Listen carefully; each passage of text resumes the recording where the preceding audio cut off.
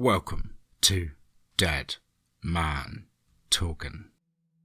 Tonight's story is from the incredible mind of FroztyFlake over on Reddit No Sleep. And as ever, please do let me know what you thought down below in the comments box. Please do like and share. It really does help build the channel and our community further. And why not hashtag TeamFEAR and DMT's Cryptid Crew. And so, with that aside, let's get into tonight's story, entitled The Ripper of Rathbone. Let's get straight into that. Two teenage boys of 18 have been notified as missing since Wednesday. The news reporter announced. Police say that these boys may have fallen victim to the notorious Rathbone Ripper. They were last seen at the Rathbone pub. The chills always make their way down my spine at the mention of the Ripper. Not a week goes by without someone new ending up dead. Be careful, Mike, Mum says while struggling to cut her pork chops. Many people around here have already died, and every day I pray that nothing ever happens to the both of us.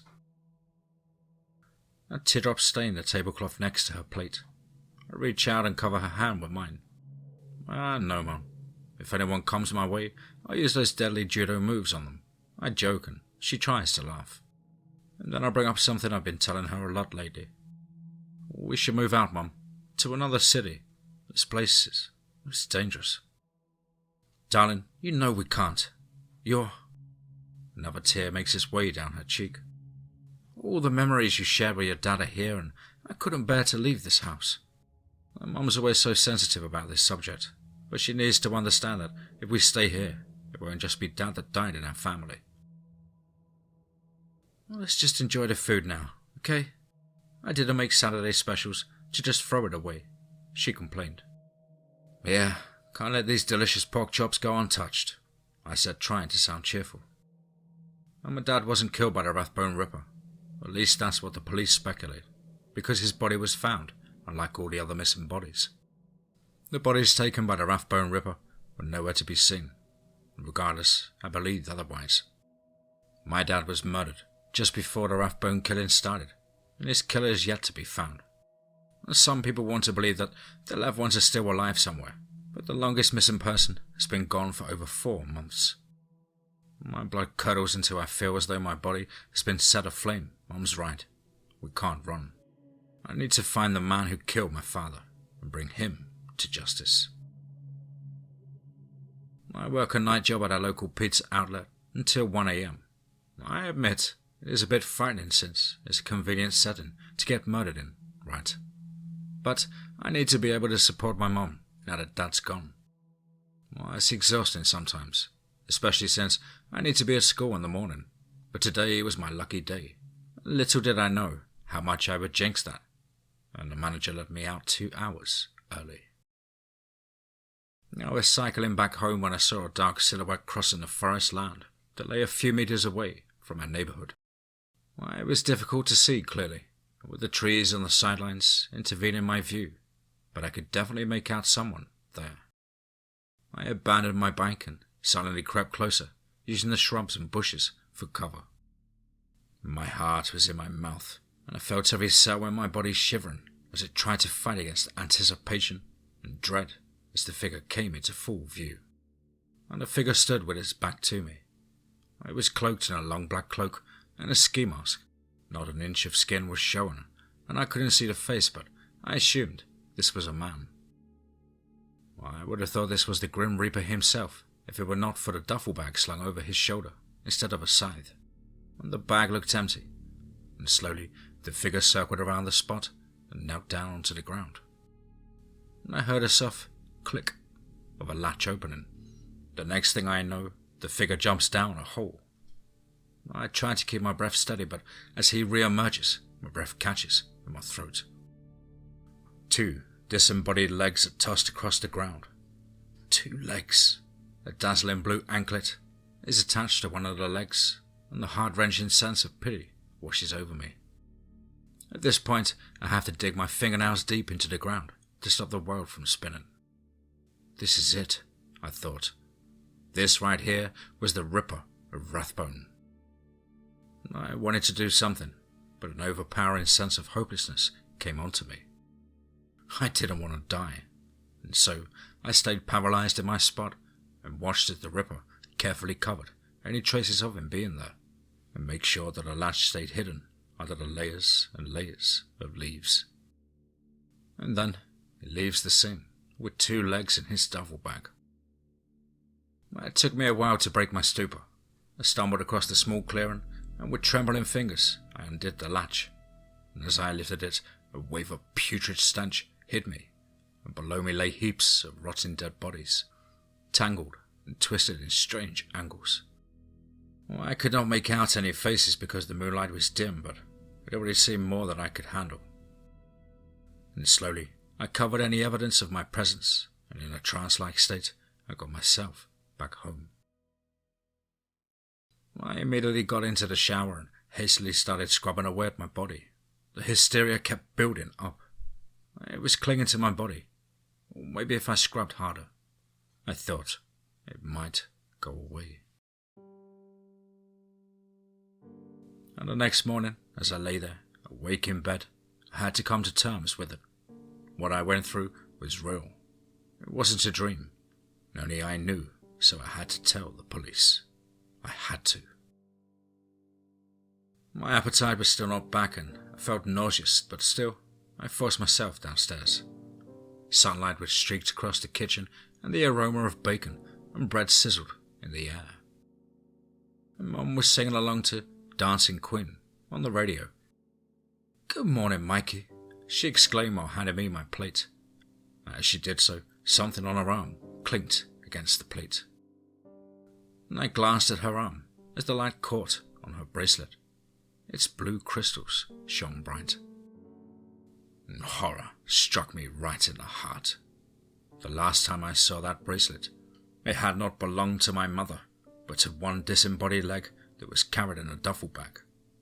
I stared down on my plate of toast and bacon, my mouth agape, my eyes frozen in terror as another sick realization dawned upon me. About 4 months ago, my mother picked up a new cooking speciality. Anyone in this town will be down to bet that my mum served the most delicious pork chops they'd ever tried. It tasted like bacon, but different. When I asked her what her secret recipe was, she simply said, "What's a secret?" Indeed, it was a secret, and a deadly one, too.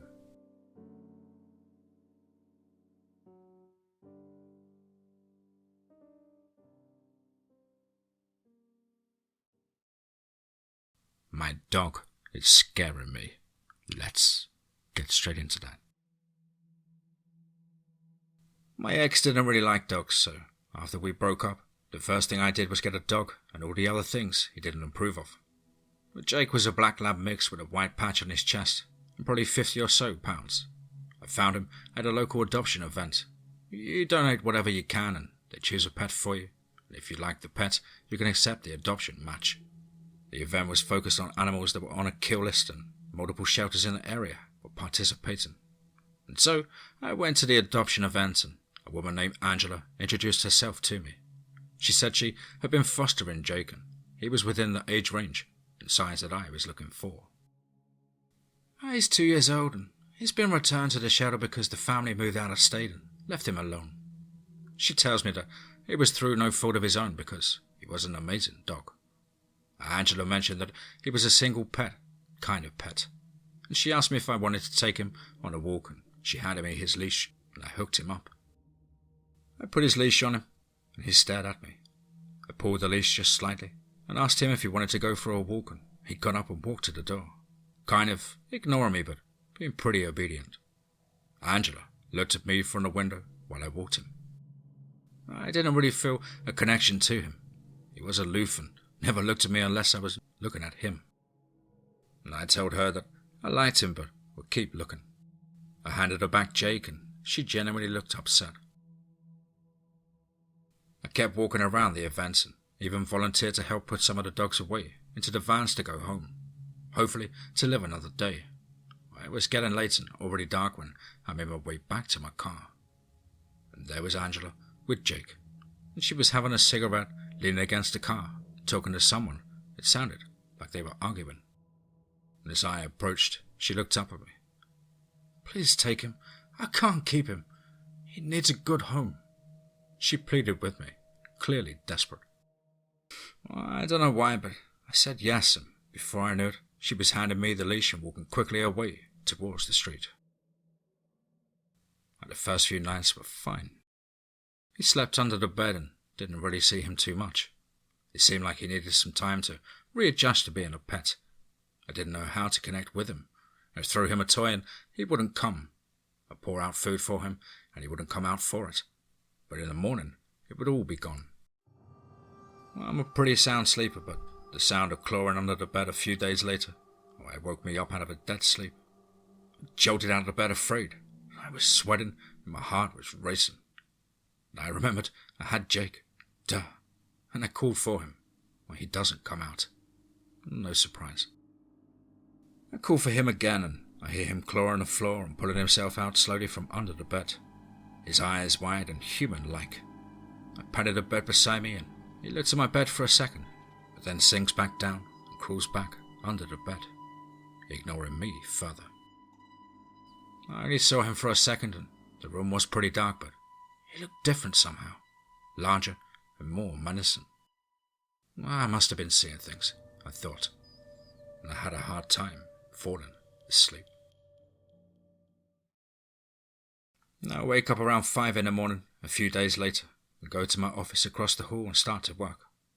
The way the desk is set up, if the door is open all the way, and the bedroom door is also open, you can see under the bed a little.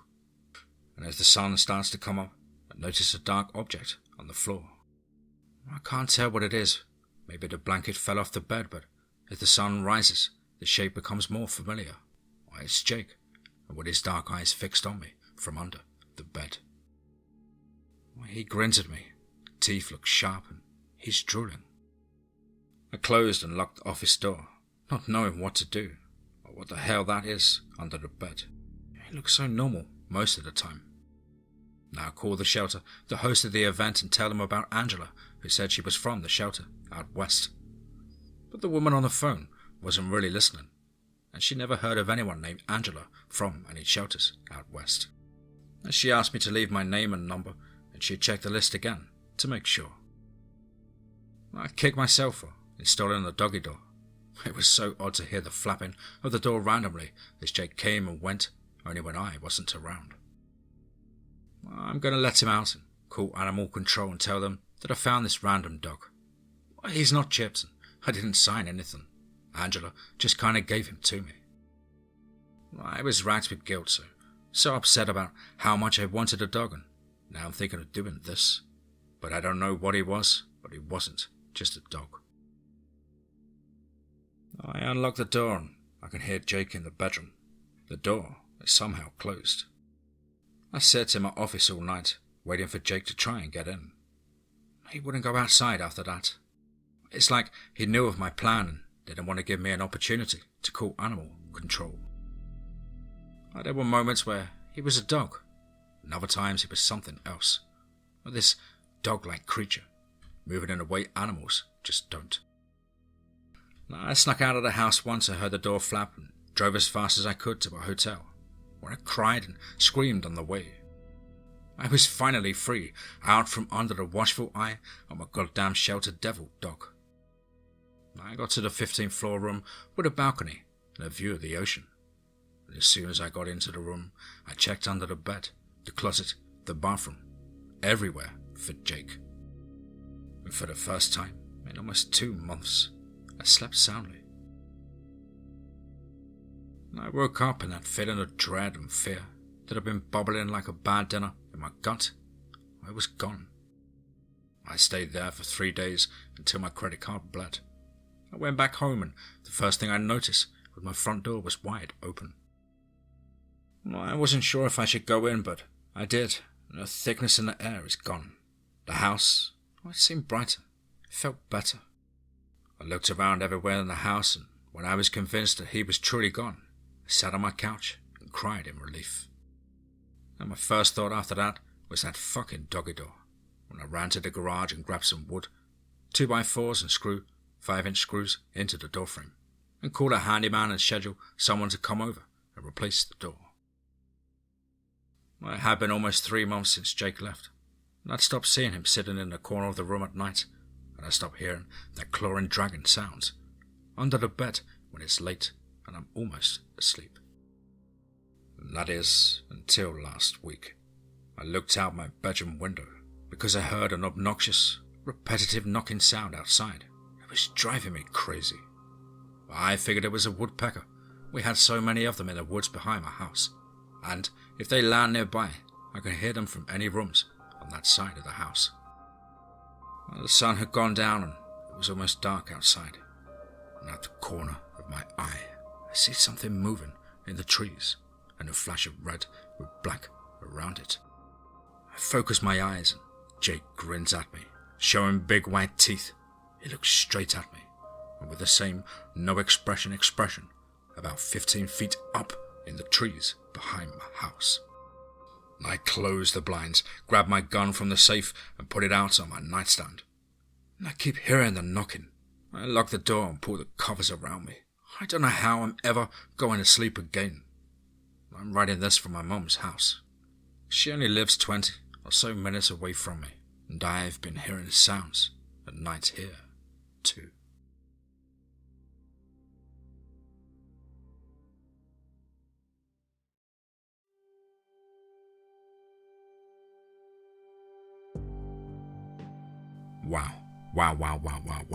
Wow. Certainly another one. Wow. Short but packing a bite. What an awesomely skin-crawling and creepy story that was. Huge thank you, Strawberry, for allowing me to narrate your story on the show. Short but absolutely chilling. It leaves me eagerly wanting more. Of course, I hope you enjoyed my rendition, and I look forward to more of your work in the future. Well, guys and girls as ever, you know the drill. Please do let me know what you thought down below in the comments box. Please do like and share. It really does help build the channel and our community further. And why not hashtag TeamFEAR and DMT's Cryptid Crew. Now, if you're an aspiring writer or would just like to get in touch, then please do so at the contact email, which is as on screen. contactthedeadone@gmail.com. I really look forward to hearing from you. I hope everyone's fighting fit this weekend. Had a fantastic weekend with friends or family, enjoying the good summer sunshine, having a cookout, and just generally shooting the shit. Whatever it is that you do, guys, I hope you're fully enjoying it and are happy and well. But above all, guys, remember, be safe, not sorry. From the incredible mind of Strawberry Crocodile from over on Reddit, no sleep.